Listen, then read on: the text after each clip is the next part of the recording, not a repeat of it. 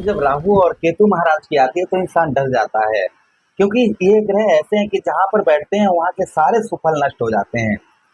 आज हम बात करने वाले हैं राहु और केतु महाराज की ही, कि आपके ठीक धन भाव, आपके द्वितीय भाव अपने शत्रु की राशि में रहेंगे केतु महाराज, यही 18 मई से। और आपके अष्टम भाव अपने मित्र की राशि शनिदेव महाराज की राशि में रहेंगे राहु महाराज। इन दोनों ग्रहों के शुभ और अशुभ प्रभाव आपके जीवन पर क्या होंगे, क्या शुभ प्रभाव डालेंगे, क्या अशुभ प्रभाव डालेंगे, क्या आपको उपाय करने हैं, इन सभी बातों की चर्चा हम विस्तार पूर्वक अच्छी तरीके से अपने कर्क राशि के दर्शकों के लिए करने वाले हैं। नमस्कार, मैं ज्योतिष आचार्य शिवराज शास्त्री आप लोगों का हार्दिक स्वागत कर रहा हूँ। ये प्रोग्राम आपके लगन पर आधारित है, आपकी चंद्र राशि पर आधारित है।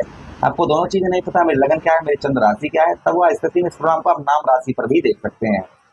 चलिए, अगर आप अपनी कुंडली पर परामर्श विश्लेषण विस्तार पूर्वक अच्छी तरीके से अनलिमिटेड समय के साथ करवाना चाहते हैं तो आप हमारे दिए गए नंबर पर संपर्क करके अपनी कुंडली का परामर्श विश्लेषण विस्तार पूर्वक अच्छी तरीके से अनलिमिटेड समय के साथ करवा सकते हैं।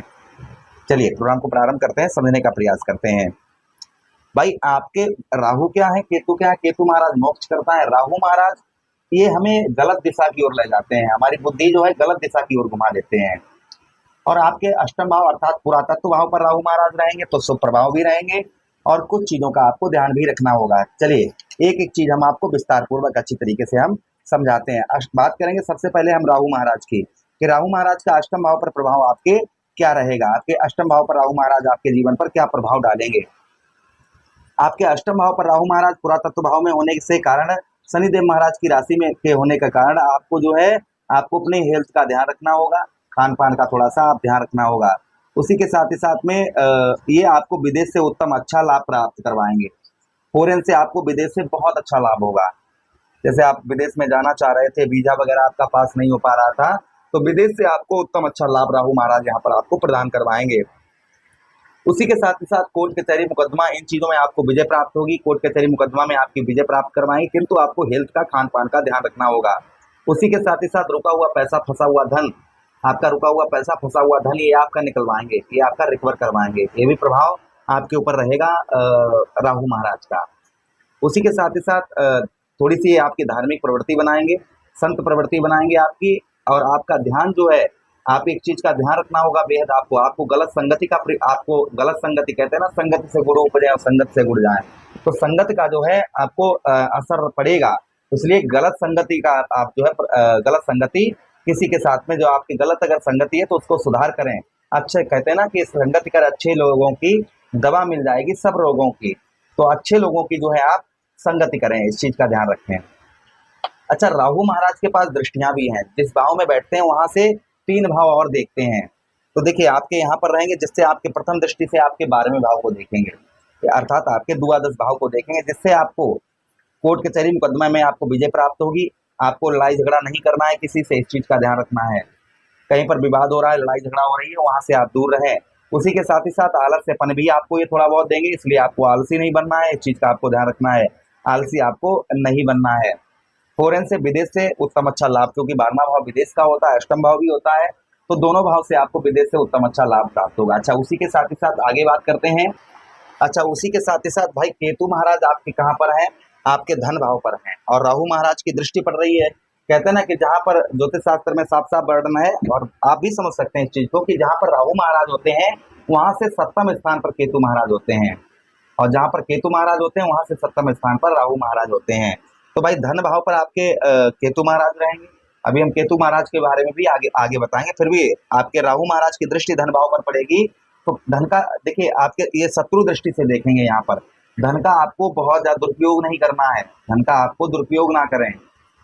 धन संचय आपका, जैसे धन में आपकी वृद्धि होगी, आपकी आय में ये आपकी आय को बढ़ाएंगे, किंतु थोड़ा सा परिश्रम आपको कराएंगे। धन के जैसे धन का दुरुपयोग ना करें, इस चीज का ध्यान रखें। जल्दबाजी में कोई कहता है यहाँ धन फांस दीजिए, वहां पैसा लगा दीजिए, डबल हो जाएगा, ट्रिबल हो जाएगा, ये हो जाएगा, वो हो जाएगा, ये आपको नहीं करना है।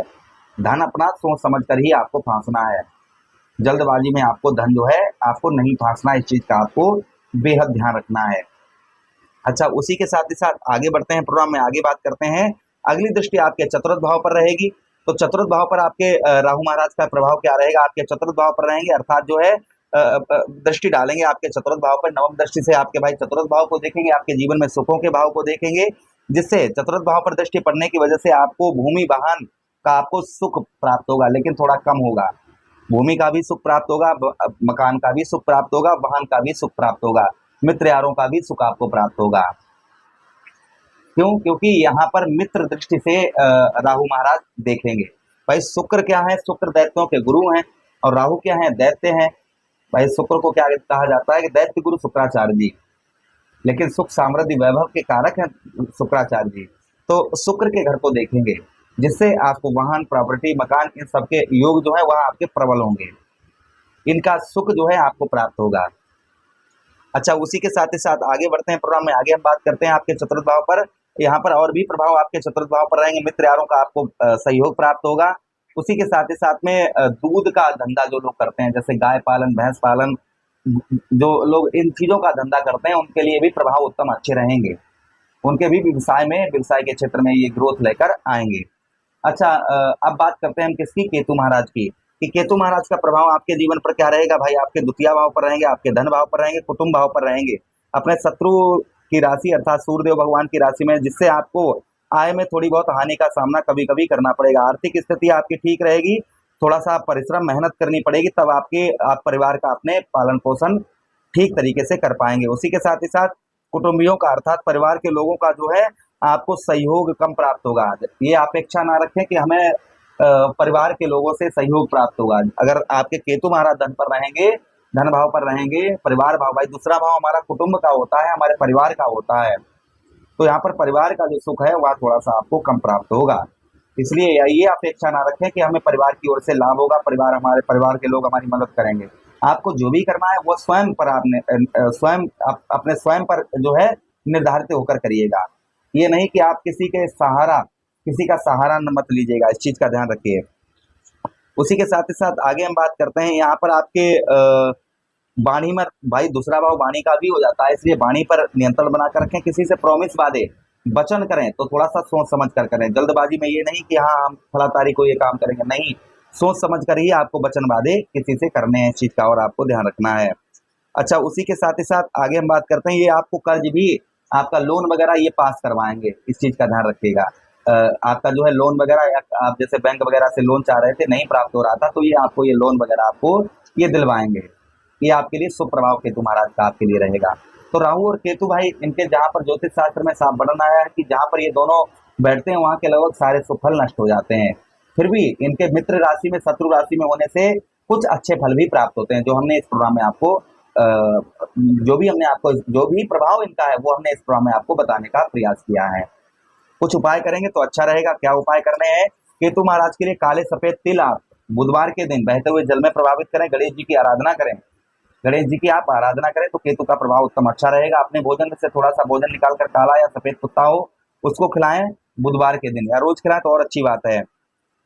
उसी के साथ ही साथ में आप जो है कपिला गाय की सेवा करें, या फिर आप जो है गौशाले में चारा दान दें, इससे भी आप पर केतु महाराज का शुभ प्रभाव रहेगा। राहु महाराज के लिए ओम राहु नमः इस मंत्र का जप करें।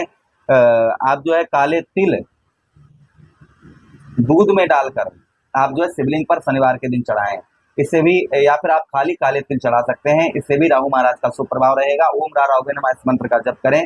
झूठी गवाही ना दें, झूठ ना बोलें किसी से, ससुराल पक्ष से अपने संबंध जो है वह उत्तम अच्छे बनाकर रखें, तो राहु महाराज का प्रभाव और केतु महाराज का प्रभाव आप पर उत्तम रहेगा। आचरण अपने शुद्ध बनाकर रखें, नशा वगैरह किसी चीज का ना करें, इस चीज का ध्यान रखें। बाकी प्रभु के ऊपर छोड़ दें, सब आपका मंगल ही मंगल होगा। प्रभु से कामना करते हैं जो भी दर्शक हमारे कर्क राशि के देख रहे हैं उनके जीवन में जो भी कष्ट परेशानी, प्रभु उन सारी कष्ट परेशानियों को दूर करें। ये प्रार्थना करते हुए आप लोगों से विदा चाहते हैं। आदेश दीजिएगा। हरे कृष्णा, राधे कृष्ण।